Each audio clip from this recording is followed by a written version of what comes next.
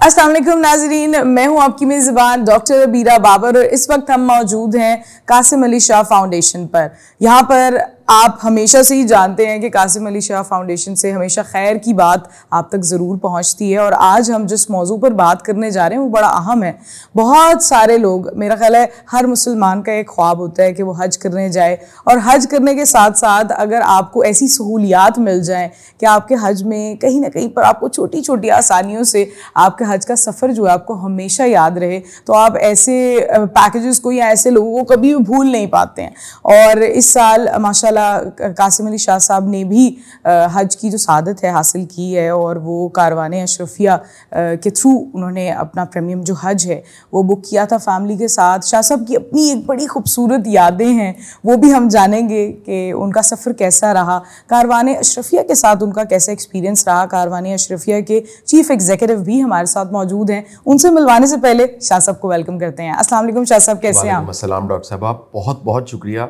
और आज तो ना सुबह से जब भी हमने प्लान किया कि हमने बातचीत करनी है तो वो सारी यादें जो है ना उमड़ उमड़ के वो सामने आने लग पड़ी और मेरी ज़िंदगी के सारे जो एक्सपीरियंस, सारे एक्सपोजर और दुनिया के सारे ट्रैवल वो एक तरफ है और हज का जो एक्सपीरियंस है ना वो एक तरफ। माशाल्लाह। मैं आपको एक बड़ी मज़े की आज बात बताता हूँ। ये बात मैंने अभी किसी वीडियो में इससे पहले ये बात नहीं की।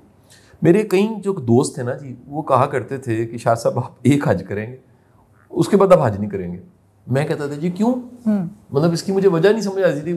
किसी के जहन में कोई परसेप्शन, तो यार इतना मुश्किल काम है और इतनी मुशक्क़त है, इतना पैदल चलना है, फिर इतनी गर्मी होती है और हर साल हादसात होते हैं, मसाइल हैं, तो आप हज करके कहें बस एक हो गया हज थे, बस अब नहीं मैंने जाना।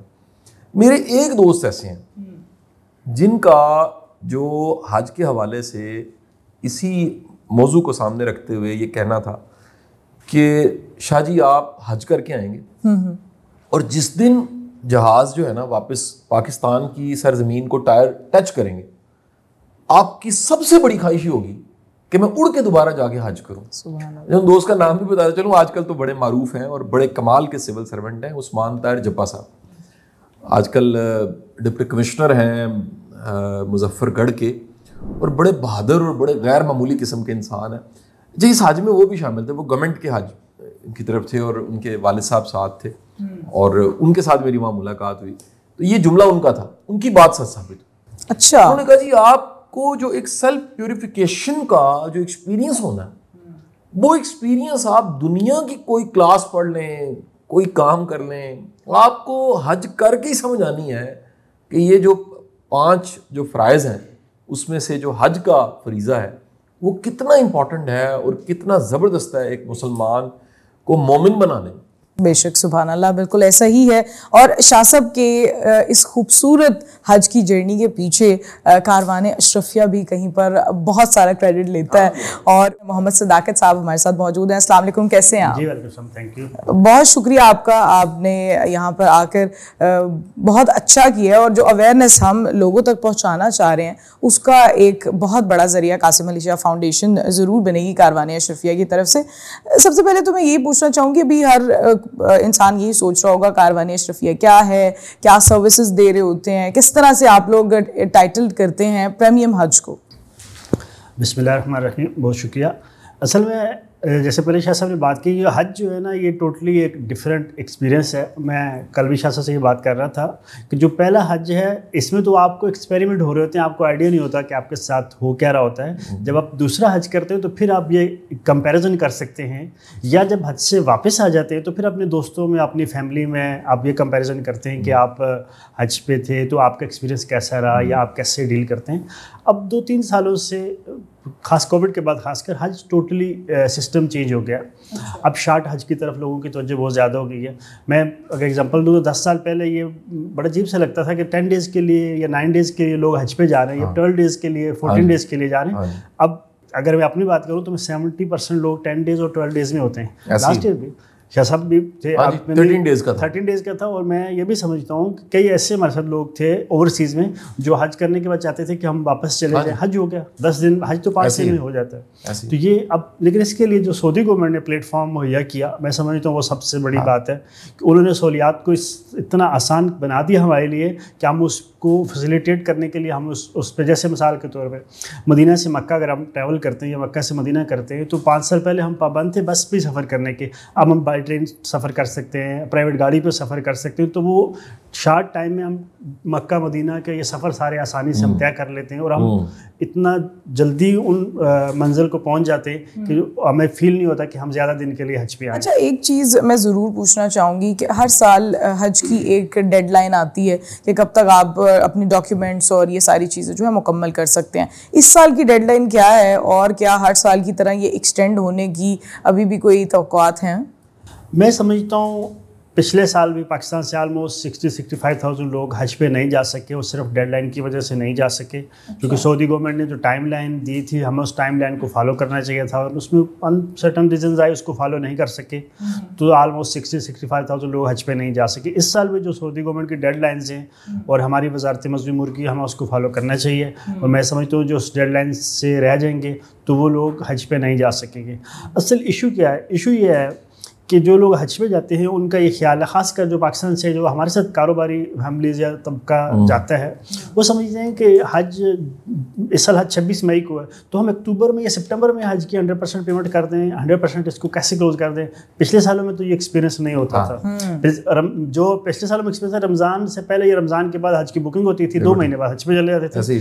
तो ये जैसे एक निज़ाम चेंज हुआ है तो हमें भी इसको चेंज करना चाहिए और हमें इसको फॉलो करना चाहिए। जैसे अभी गवर्नमेंट ने 17 अक्टूबर डेडलाइन दी है इसकी, तो ये ऑलमोस्ट फाइनल डेडलाइन होगी। इसके बाद तब्दीली नहीं होनी।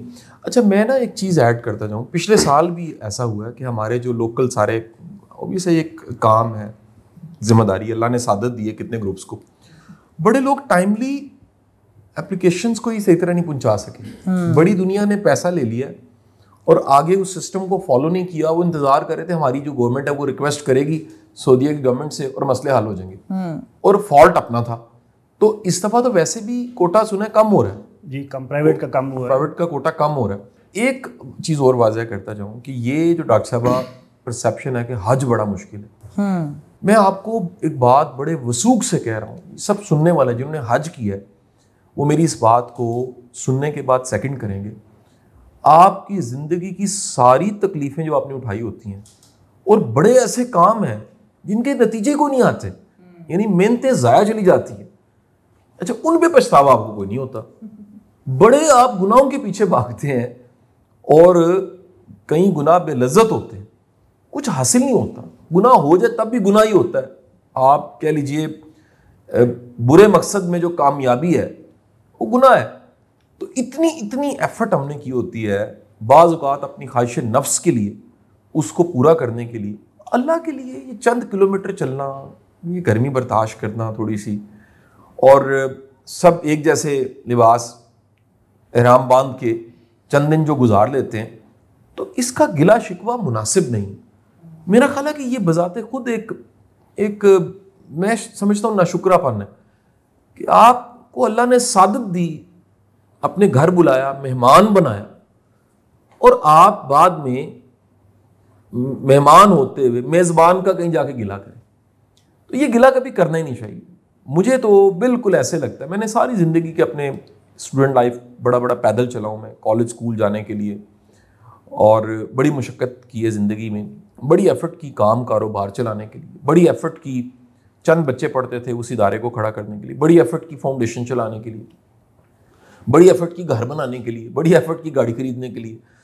तो इतनी एफ़र्ट्स मैं देखूं, उसके मुकाबले में चंद दिन थोड़ी सी मुशक्क़त, तो आप उसका जगह जगह गिला करते रहे। मुझे नहीं समझ आती यार, आपको किसी से मोहब्बत हुई हो ना, उसकी गली के चक्कर आपने जो लगाए होते हैं ना, मैं दावे से कहता हूँ वो 7 से ज़्यादा होते हैं। वो कई चक्कर होते हैं, अनगिनत होते हैं। यानी इश्क और मोहब्बत में तो काउंटिंग ख़त्म हो जाती है। और अल्लाह के घर में जो कि वो बड़ा प्यारा जुमला इफ्तिखार ठाकुर साहब ने कहा कि ये जो हज है ना, ये इश्क और मस्ती का सफ़र, ये तो एक वारफ्तगी की कैफियत है आपकी कि आप अपने आप को अपने अंदर की मैल को ख़त्म करने के लिए, अपने दिल को पाक करने के लिए, अपने नफ्स को नफ्स मुतमइन्ना बनाने के लिए आप हज के लिए जाते हैं और कितनी सादतें बरकतें समेट के वापस आते हैं। मैं 2 दिन पहले हम इकट्ठे बैठे हुए थे तो मैंने सदाकत भाई से कहा, क्योंकि मुझे सफ़र की ना बड़ी यादें हैं सारी हज की ना, मैंने कहा जी मेरे तो नक्श हो गया, पहला जो हज है ना मेरा नक्श हो गया, और मैंने अब फिर दोबारा दिल है इस दफ़ा इंशाल्लाह फिर मैं शामिल हूँगा, अल्लाह ने चाहा तो इंशाल्लाह। और इस दफ़ा मैं अकेला शामिल हूँगा क्योंकि फैमिली के साथ बहुत अच्छा है, लेकिन मेरा दिल था कि मैं बिल्कुल अल्लाह की ज़ात और बंदा ही हो सके, तो कोई फिक्रमंदी ना हो, सिर्फ अल्लाह की ज़ात। तो कई ऐसी मोमेंट्स हैं जो बिल्कुल मैं याद करता हूँ ना तो मेरे वो रोंगटे खड़े हो जाते हैं। मसलन अगर मैंने सोना हो तो मैं साइलेंस में सो सकता हूँ, शोर शराबे वाली जगह पे नहीं सो सकता। बचपन से मैं हमेशा अपने बहन भाइयों से इस हवाले से मुख्तलिफ रहा, पेरेंट्स भी इस बात के गवाह हैं कि मैं अकेला अलहदा सो जाता था, मुझसे शोर शराबे में नहीं सोया जाता। अच्छा, मुझे कह लीजिए एक प्रॉपर अंधेरा चाहिए होता है सोने के लिए, जो खड़खड़ाक जिसे कहते हैं उसमें सोया नहीं जाता।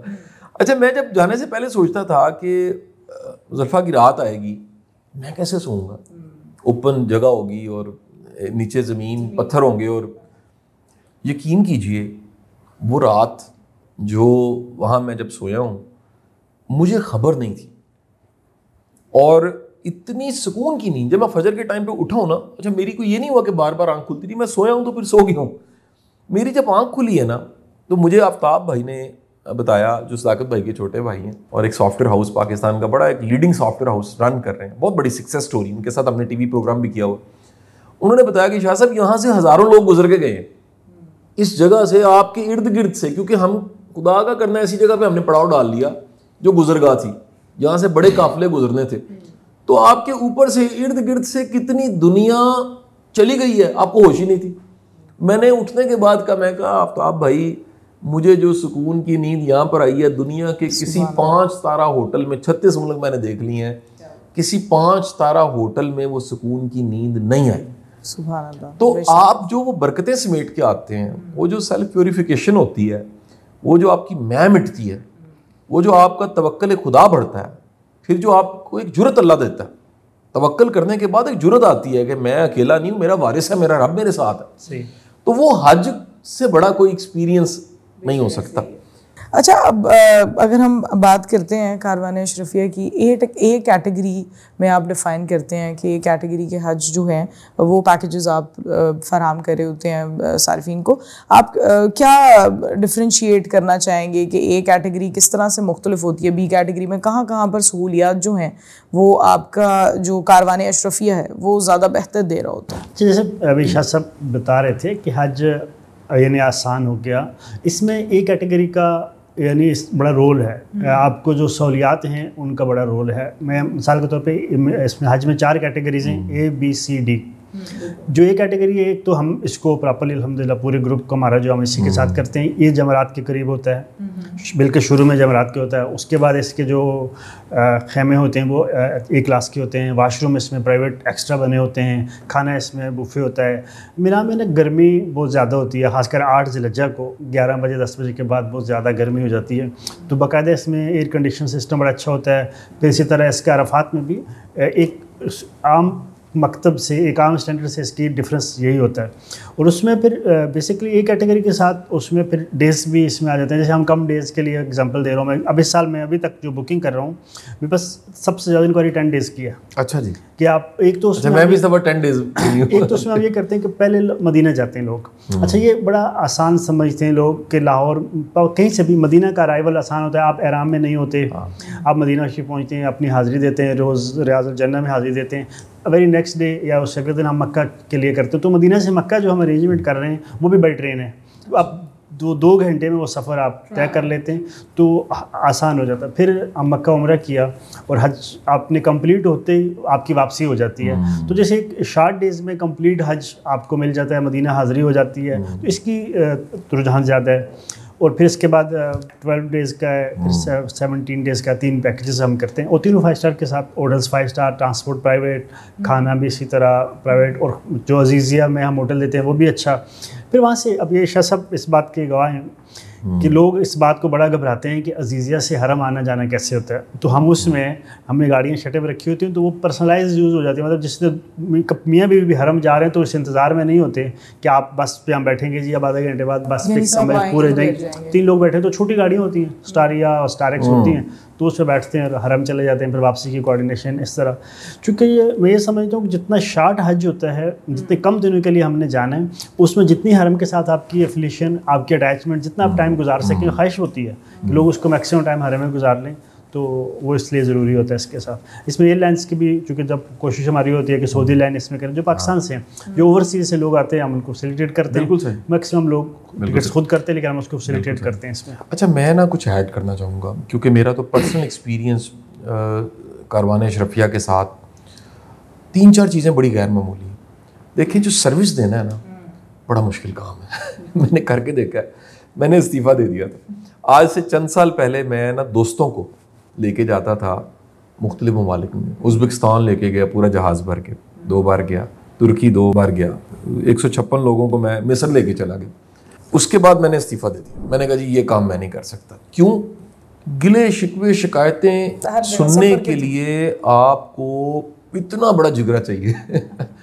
अच्छा, अब मैंने सदाकत साहब के साथ, आफ्ताब साहब के साथ, ये पूरे ग्रुप के साथ जब ट्रैवल करके देखा, मौलाना ज़ुबैर साहब थे, मौलाना यूसुफ खान साहब थे, ये सारे दोस्त जो सारे सीनियर्स हैं, यकीन कीजिए जिस मेयार का अल्लाह ताला ने इनको ज़र्फ़ दिया हुआ है, जितनी बर्दाश्त दी हुई है, मैंने उसकी मिसाल नहीं दी।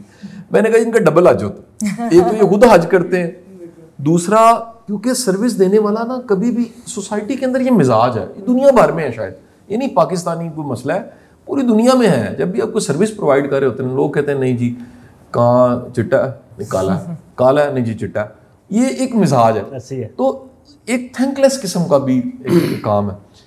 इनका जो ज़र्फ मैंने देखा है ना, ये पहली मैंने चीज़ देखी है कि इनके माशाल्लाह से सदाकत साहब फैमिली के मिजाज में खिदमत है। ये जो मिजाज में खिदमत होती है ना, ये फिर नहीं बंदा सकता। बिल्कुल ऐसे ही। दूसरी जो चीज़ है ना डॉक्टर साहबा, वो बड़ी जो ज़बरदस्त मैंने देखी, इन्होंने हर वो ज़रूरी इंफॉर्मेशन, राइट इंफॉर्मेशन जो चाहिए, वो बिफोर टाइम हमें आगाह किया। यानी मौलाना यूसुफ साहब खुद बहुत बड़ा नाम है, इतने बड़े स्कॉलर हैं और उनका बड़ा कंट्रीब्यूशन है। अच्छा, मुझे तो बड़ी सादत ये मिली कि मुझे जो होता है ना जी, पहला जाके जो उम्रा हमने करना होता है और फिर अलविदाई भी आपका जो होता है, उसमें से 2 बार ऐसा हुआ कि मैं, मेरी फैमिली, मौलाना साहब बिल्कुल साथ साथ थे। तो काशिफ साहब मेरे उस्ताद हैं, काशिफ रशीद साहब, इस हज में मेरे कई दोस्त, मेरे उस्ताद भी शामिल थे। तो कह लीजिए कि वो इतनी आसानी थी कि राइट टाइम पे इंफॉर्मेशन मिल गई। तीसरी जो चीज़ थी ना जी, वो है बाज़ औक़ात वहाँ जाके डिसीजन करने पड़ते हैं, और वो जब तक इंफॉर्मेशन प्रॉपर आपके ग्रुप लीडर्स के पास नहीं है तब तक नहीं वो फैसले नहीं हो सकते। बिल्कुल।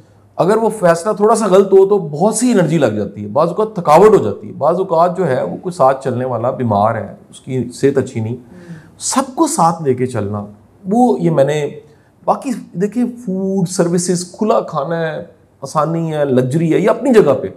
देखिए जो प्रीमियम ले रहा है अफोर्ड कर सकता है ना, जो ए कैटेगरी में जा रहा है वो अफोर्ड कर सकता है, और ये जायज़ है। इस पर तमाम फतवे मौजूद हैं, दुनिया करती है। आखिर देखें उस मुल्क के अपने शहजादे और शहजादियाँ भी तो हज उम्रा करते हैं ना, वो तो बेहतरीन गाड़ियों में आते होंगे।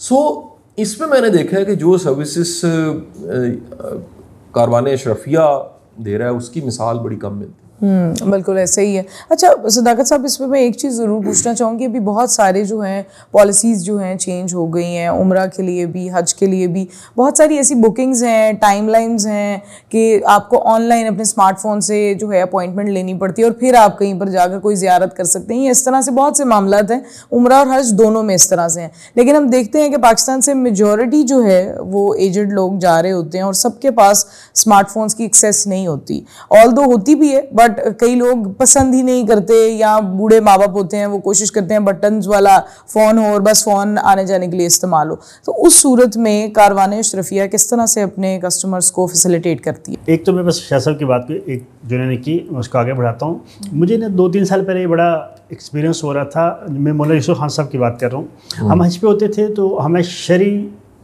सवालों का बड़ा फेस करना होता था। हज एक तो आप इंतज़ामी लिहाज से हज को आप जितना बेहतरीन कर लें, लेकिन उसमें जो लोगों को ज़हनी सुकून देखें, चूँकि हज 80% लोग पहली दफ़ा कर रहे होते हैं तो उनको आइडिया नहीं होता कि हमने आगे अब जो कर लिया या हमारे से कोई गलती तो नहीं हो गई, या मसाइल बड़े होते हैं, मतलब मर्द हों या ख़वातीन हों। तो ये हमारे लिए बड़ी सादत की बात है कि मौलाना यूसुफ खान साहब जैसी शख्सियत हमारे साथ हज पे होती है। और इससे अगला जो मैं समझता हूँ कि वो जो अवेलेबल होते हैं, मतलब हमें अजीज़िया में, हमें मिना में उनके सवाल जवाब, उनकी नशिस्तें लोगों के साथ, तो इससे हमारा हज बड़ा आसान होता है। मतलब ख़ासकर मैं समझता हूँ ओवरसीज़ से जो लोग होते हैं जो हमारे ट्रेनिंग प्रोग्राम भी अटेंड नहीं कर सके होते, तो वहाँ उनकी बड़ी अच्छी नशिस्तें रहती हैं। दूसरा जो आपने सवाल किया, इसमें जैसे अब रियाजुल जन्ना में नुसक ऐप के ज़रिए जाना होता है, तो हम उसमें हमें ये फैसिलिटी है जो हज ग्रुप ऑर्गेनाइजर्स हैं कि हम ग्रुप की सूरत में रियाजुल जन्ना का टाइम ले सकते हैं। और उसके बाद कई लोग हमारे साथ हैं वो खुद भी टाइम ले लेते हैं, लेकिन हम उसकी ग्रुप में सूरत में ले सकते हैं। उम्रे के लिए भी अभी ये है कि आप उम्रे पे जा रहे हैं तो जिस कंपनी के साथ आप जा रहे हैं उसको आप कहें कि वो आपको टाइम लेके दे सकते हैं, और वो टाइम मिलता है आपको, बाकायदा सिस्टम उसको अलाउ करता है। उसकी कुछ प्रोसेस है, उस प्रोसेस को हम फॉलो करें। फॉर एग्जांपल जब आप सऊदी अरब में अराइवल हो जाते हैं तो उसके बाद आपको टाइम मिलता है, तो वो कंपनी जिसमें सहूलियात देती हैं, क्योंकि पाकिस्तान में ज़ाहिर है अभी इतनी अवेयरनेस नहीं है। और मोबाइल वाली आपने जो बात की ये बात जेन्युइन है कि मैं समझता हूँ कई लोग ऐसे हैं जो उम्रे पे जाके 10 दिन मदीना मुनव्वरा में ठहर के रियाजुल जन्ना में नहीं जा सकते, यानी ऐसे कई केसेस आते हैं तो सिर्फ उनके पास मोबाइल या वो फैसिलिटी नहीं होती, तो ये सर्विसेज हम प्रोवाइड कर सकते हैं और करते हैं इसको प्रोवाइड। अच्छा सदाकत साहब, जो 2026 का हज करना चाहते हैं, आज के दिन वो हमारी अगर ये वीडियो देख रहे हैं तो उनको सबसे पहला काम क्या करना है? मेरे ख्याल में सबसे पहले उनको डिसाइड करना चाहिए कि उन्होंने कितने दिन के लिए जाना है, और शार्ट टाइम बहुत शार्ट है, 17 अक्टूबर तक प्रोसेस कंप्लीट करने में प्रोसेस में टाइम लगता है। तो उनको डिसीजन लेने चाहिए और उनको फौरी तौर पे रब्ता करना चाहिए। हम इसके लिए अवेलेबल हैं, मेरे नंबर्स भी इस पे अवेलेबल हैं, हम उनको कंप्लीट असिस्ट करेंगे पैकेजेस में, डॉक्यूमेंटेशन में। एक इसमें बात मैं ऐड करना चाहता हूँ कि ओवरसीज़ में और लोकल में कई लोगों के पासपोर्ट अभी नहीं बने हुए, तो लोग ये समझते हैं हमारे जो जाने वाले हैं कि अगर हम हज पे जाना चाह रहे हैं और पासपोर्ट नहीं बना हुआ तो हम अप्लाई नहीं कर सकते। ऐसा नहीं है, हम अप्लाई कर सकते हैं। अच्छा। आप अपनी एप्लीकेशन कंप्लीट करें, अपनी पेमेंट का प्रोसेस कंप्लीट करें और पासपोर्ट आप अप्लाई करते हैं। जब पासपोर्ट आएगा तो हम उसको अपडेट कर देंगे। पासपोर्ट तो हमें अभी 2 महीने बाद चाहिए, तो हम एप्लीकेशन कंप्लीट हो सकती है CNIC की बेस पे। क्या बात है, ये तो बहुत बेहतरीन चीज़ है कि अगर पासपोर्ट नहीं भी है तो भी आप जल्द से जल्द अप्लाई करें 18 अक्टूबर से पहले। बहुत बहुत शुक्रिया सदाकत साहब, आप कासिम अली शाह फाउंडेशन में आए। I really wish and hope के जो लोग हमें देख रहे हैं हज करना चाह रहे हैं, हज के ख्वाहिशमंद हैं, जिनके लिए अल्लाह ताला का बुलावा ऑलरेडी आ चुका है, वो कारवान अशरफिया के थ्रू अपनी हज की जर्नी को और खूबसूरत बनाए। बहुत शुक्रिया शाह साहब आपका भी, अल्लाह ने के बाद।